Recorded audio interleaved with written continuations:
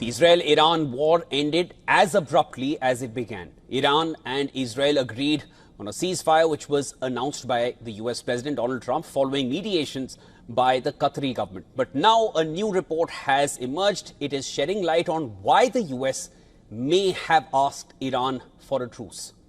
Now, as per this report, 70% of the missiles used by Iran during these 12 days were older generation missiles, while its deadlier next generation missiles saw minimal use.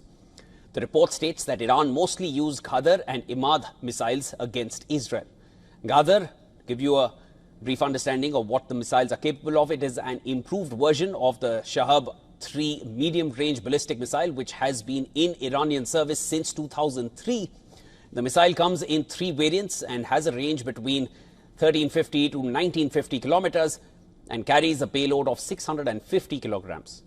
Then on the other hand, the Imad ballistic missile is an upgraded variant of the Kader and comes with enhanced guidance and accuracy.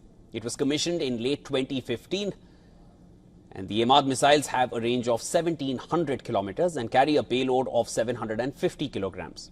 Now, even these older missiles demonstrated remarkable accuracy and penetrated Israeli air defenses, causing widespread damage and destruction across Israel. Now, from capital Tel Aviv to Haifa, Ramat Gan and Beersheba, several Israeli cities were witness to Iranian strikes, reducing buildings to a clump of twisted metal bars and debris, driving home the power of Iranian missiles. נופל ב-100%.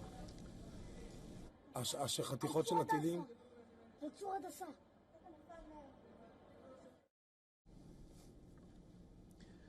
Even the US President Donald Trump acknowledged the scale of the destruction which was caused by these Iranian missiles, which now this report is suggesting were older missiles. Iran did not even resort to its newer range of missiles. Speaking at the NATO summit recently, earlier in the week, Trump said that Iran and Israel, they both fought like hell and it wasn't easy to stop them. They're not going to be fighting each other. They've had it.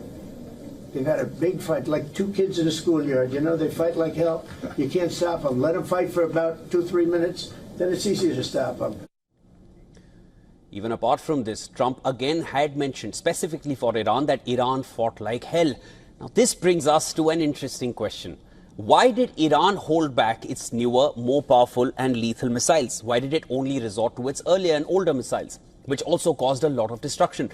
Iranian missile arsenal consists of ballistic missiles like the Sejil-2, Fateh-1 and Khyber-Shekan, which have a range of somewhere close to 2,000 kilometers, and they carry payloads of up to 700 kilograms. Reports suggest that Iran may actually be preparing for a long, protracted war with Israel and intends to gradually introduce its diverse missile arsenal if this battle was to be prolonged. That is what Iran seems to have been planning for and preparing for.